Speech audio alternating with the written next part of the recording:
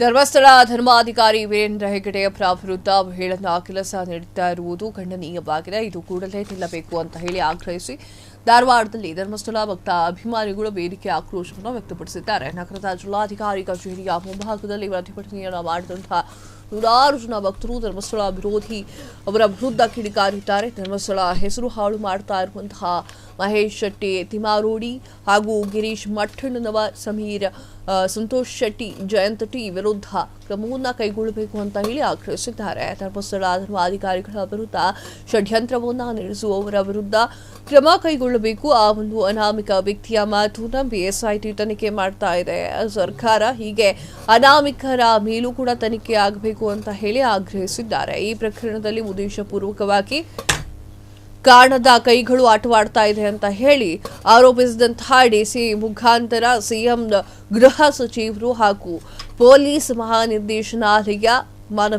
ಅವರಿಗೆ ಮನವಿಯನ್ನ ಸಲ್ಲಿಕೆ ಮಾಡಿದ್ದಾರೆ.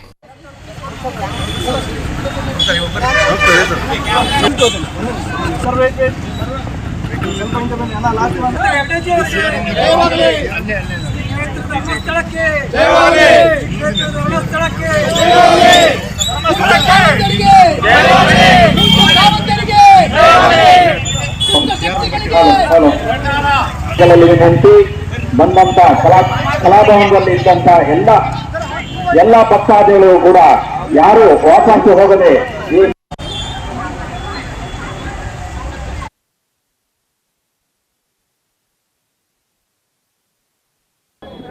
ಧರ್ಮಸ್ಥಳ ಕ್ಷೇತ್ರಕ್ಕೆ ಮತ್ತು ರೂವಾರಿಗಳಾದಂತಹ ಪೂಜ್ಯರ ಕಾವಂದರಾದಂತಹ ಶ್ರೀ ವೀರೇಂದ್ರ ಹೆಗ್ಗಡೆಜಿಯವರ ಅವರಿಗೆ ಏನಂದ್ರೆ ಮುಜುಗರ ತರುವಂತ ಅವಳ ಹೇಳಿದ ಕಾರ್ಯಗಳಿಗೆ ನಾವೆಲ್ಲ ಧಿಕ್ಕಾರವನ್ನ ಮತ್ತು ದಿಟ್ಟ ಹೋರಾಟವನ್ನ ನಡೆಸ್ತಾ ಇದ್ದೇವೆ.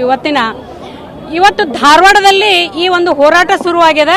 ಇನ್ನು ನಾಳೆಯಿಂದ ಸುಮಾರು 7-8 ಜಿಲ್ಲೆಯಲ್ಲಿ ಈ ಭಕ್ತಿ ವೃಂದದಿಂದ ಎಲ್ಲ ಕಡೆ ಹೋರಾಟವನ್ನ ಶುರು ಮಾಡ್ತಾ ಇದ್ದೇವೆ.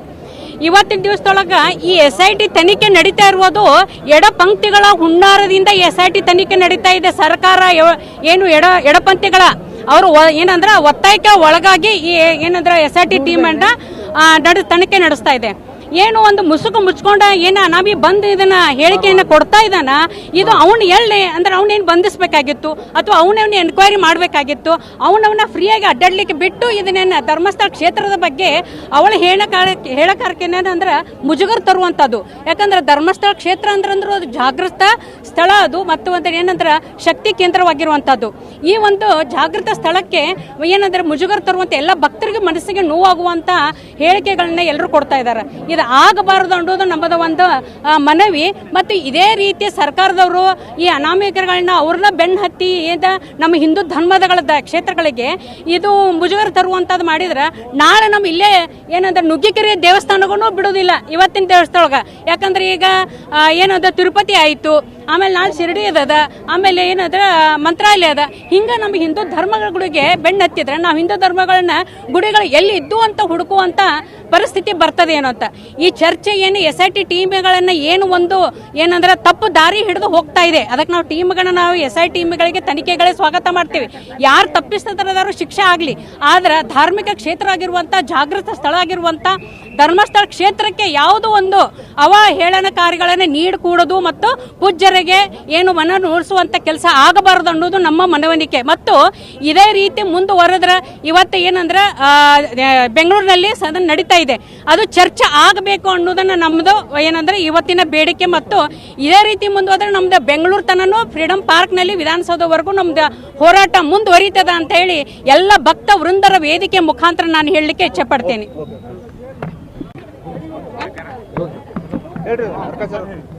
ಈ ದಿವಸ ರಾಜ್ಯ ಮತ್ತು ವಿಶ್ವದಾದ್ಯಂತ ಮಂಜುನಾಥ ಸ್ವಾಮಿ ಧರ್ಮಸ್ಥಳ ಶ್ರೀ ಕ್ಷೇತ್ರದ ಮಂಜುನಾಥ ಸ್ವಾಮಿ ಭಕ್ತರು ಸಾಕಷ್ಟು ಕೋಟಿಗಟ್ಟಲೆ ಜನ ಇದ್ದಾರೆ. ಆದರೆ ಈ ಪರಿಸ್ಥಿತಿಯಲ್ಲಿ ಇವತ್ತು ಸನಾತನ ಧರ್ಮವನ್ನು ನಂಬಿಕೊಂಡು ಹಿಂದೂ ಧರ್ಮವನ್ನು ಜಾಗೃತಿಗೊಳಿಸುವಂಥ ಕೆಲಸವನ್ನು ಪೂಜ್ಯ ವೀರೇಂದ್ರ ಹೆಗ್ಗಡೆಜಿಯವರು ಮಾಡ್ತಾ ಇದ್ದಾರೆ. ಆದರೆ ಅವರಿಗೆ ಇವತ್ತಿನ ದಿವಸ ಕಳಂಕ ತರುವ ರೀತಿಯಲ್ಲಿ ಕೆಲವೊಂದು ಪಟಭದ್ರ ಹಿತಾಸಕ್ತಿಗಳು ಬೇರೆ ಬೇರೆ ಮಷಿನರೀಸ್ ಇದರಿಂದ ಕೆಲಸವನ್ನು ಮಾಡ್ತಾ ಇದ್ದಾವೆ. 5 ಜನರು ಸೋಷಿಯಲ್ ಮೀಡಿಯಾದಲ್ಲಿ ಮತ್ತು ಬೇರೆ ಬೇರೆ ರೀತಿಯಲ್ಲಿ ಒತ್ತಡವನ್ನು ತಂದು ಇವತ್ತು ಮಾಡ್ತಾ ಇದ್ದಾರೆ. ತಮಗೆಲ್ಲ ಗೊತ್ತಿದ್ದಾಗೆ ಈಗ ನಾವು ಮೌನ ಪ್ರತಿಭಟನೆಯನ್ನು ಮಾಡಿದ್ದೇವೆ. ಇನ್ನೂ ಇದೇ ರೀತಿ ಮುಂದುವರೆದಲ್ಲಿ ಉಗ್ರವಾದ ಹೋರಾಟವನ್ನು ಮಾಡಲು ನಾವು ಹಿಂಜರಿಯೋದಿಲ್ಲ. ಯಾಕಂದರೆ ಭಕ್ತರಿಂದ ಇವತ್ತಿನ ದಿವಸ ಬೀದಿಗಿಳಿದಿದೆ. ಇಲ್ಲಿ ಜಾತ್ಯತೀತ ಪಕ್ಷಾತೀತವಾಗಿ ಎಲ್ಲ ಜನಾಂಗದವರು, ಎಲ್ಲ ಸಮಾಜದವರು, ಎಲ್ಲ ಪಕ್ಷದವರು ಕೂಡ ಧರ್ಮಸ್ಥಳಕ್ಕೆ ನಡ್ಕೊಳ್ಳುವಂಥ ಕ್ಷಣ ಕ್ಷಣದ ಸುದ್ದಿಗಳಿಗಾಗಿ ಫ್ರೀಡಂ ಟಿವಿ ಸಬ್ಸ್ಕ್ರೈಬ್ ಮಾಡಿ, ಲೈಕ್ ಮಾಡಿ ಹಾಗೂ ಫಾಲೋ ಮಾಡಿ. ಹೊಸ ಸುದ್ದಿಗಳ ನೋಟಿಫಿಕೇಶನ್ಗಾಗಿ ಬೆಲ್ ಐಕಾನ್ ಮೇಲೆ ಕ್ಲಿಕ್ ಮಾಡಿ.